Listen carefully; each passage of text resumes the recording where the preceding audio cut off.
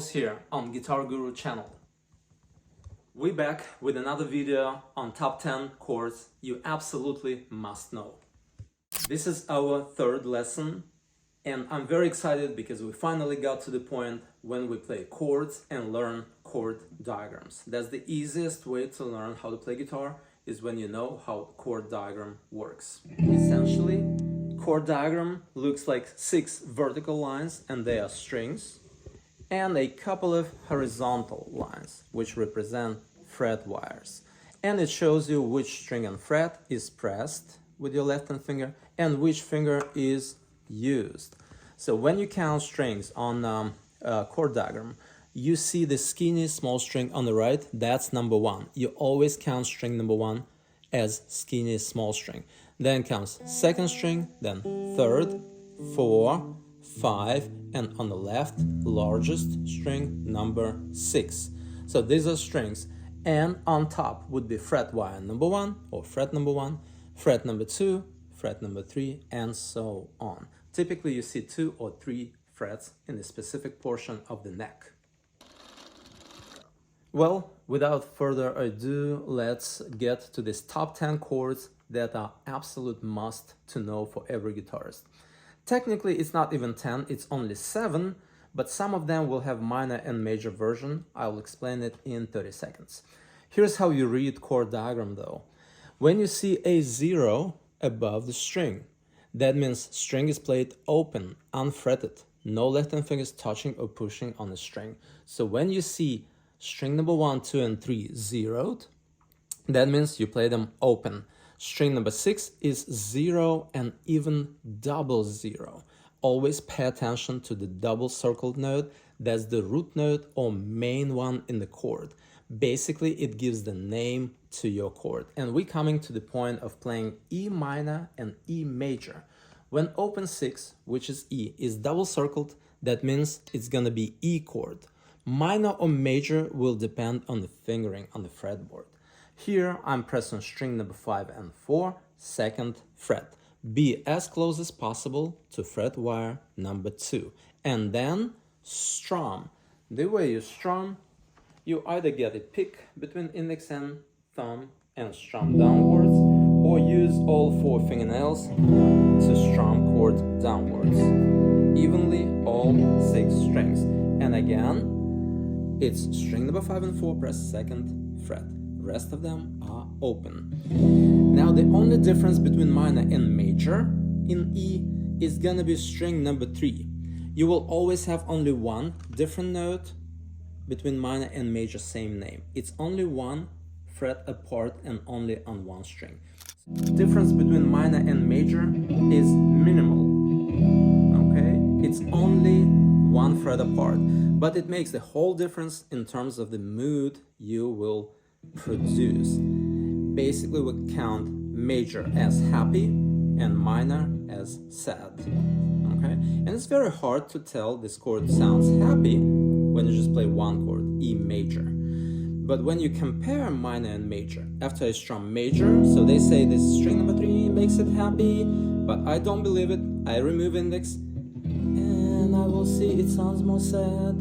Just in comparison, right? So you need to be able to compare major happy, minor sad.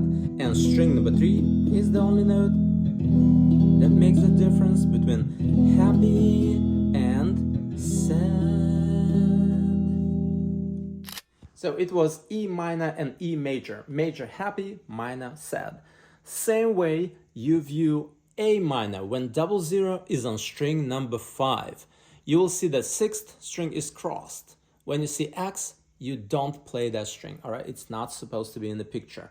Your root note, your 00 note is gonna be on string number 5. Now, all your fingers go 1 fret, 1 string down. String number 4, string number 3, string number 2, which is gonna be your minor or sad note, all right? After you strum A minor, you lift index and instead use pinky on 2nd string, 2nd fret. Again, this darker note shows you difference between minor, which is sad, and same name, major, which is happy. So this is your AM or A minor, A major. And then third minor and major chord in open position, meaning open strings are involved, no bar is used, right? Open position chords or standard chords is gonna be DM.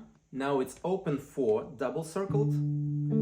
You'll see string number 6 and 5 crossed, so we don't play them, we don't strum them. And minor or major will depend now on string number 1. Again, it went all one string down.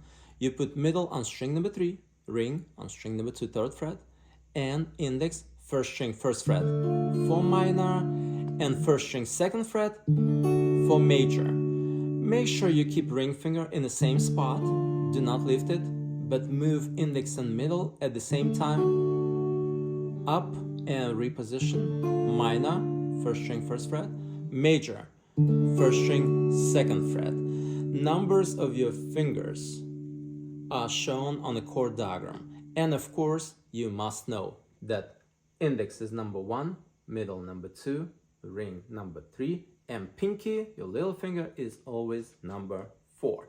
So when you see number 1, that means your pointer goes on that string 1, fret 1. Number 2, your middle finger. Number 3, your ring. Again, DM, sad, D, happy. So we covered 3 standard chords. EM, E, AM, A, when double zero is on 5, and DMD when double zero is on 4. That's how you're supposed to view all chords. Only 3 bass strings exist, 6th, 5th, and 4th. So all chords virtually are divided into 6th string bass chords, 5th string bass chords, or 4th string bass chords. Now, on top of knowing standard chords, which is E minor major, A minor major, and D minor major, it would be nice to learn 3-4 open position chords.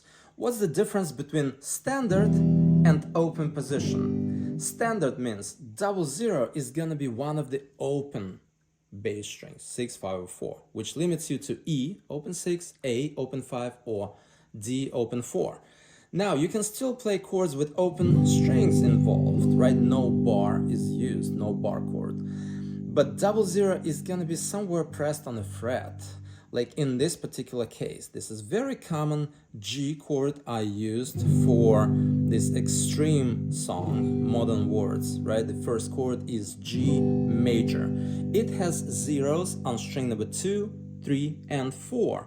But your double zero note is gonna be on 6th string 3rd fret.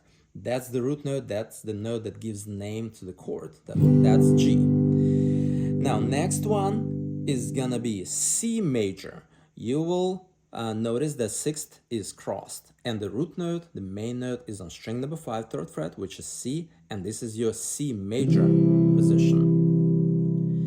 And then again, you move middle ring 1 more string down each, and you will have F. For F maj 7, you see it sounds more complex. It's not regular F triad. It has 4 different notes. Typically a chord is a triad made of 3 different notes, but complex jazz chords are made of 4, 5, or even 6 all different notes. They don't repeat itself in octaves. In F maj 7, you will see 6 and 5 crossed. Root note is on string number 4, 3rd fret, which is F, and this is your F major chord that is extremely common in use. If you want to put them all together, you can play them as a chord progression. G, double zeros on 6, C, double zero on 5, F, double zero on 4, and back to C, and you can repeat G, C, F, and back to C. You see, it sounds like a chord progression, sounds like a real song or real harmony. And our final chord, the 10th one, if you count all of them, EME, AMA, DMD, give you 6 different chords. Then you have 3 more, G, C, F, that makes it 9 different chords. And the 10th one is so-called B7. Now take a look at the chord diagram. You'll see that 6th string is crossed.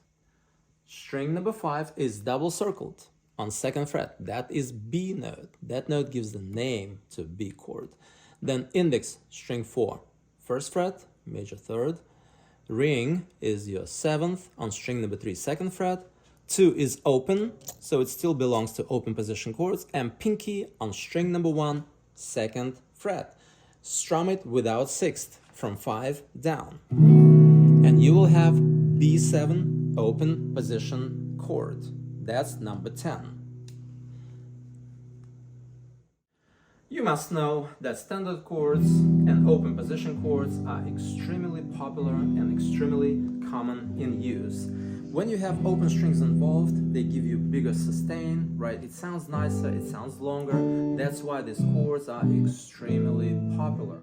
You will be able to play hundreds, if not thousands of songs using just these 10 open position chords and standard chords alone. Other chords are basically modifications of these standard or open position chords, or they are modifications using a bar, which I'll explain you in the next lesson. And until then, Andy Paul is here, Guitar Guru channel, and I'll see you in the next video. Bye.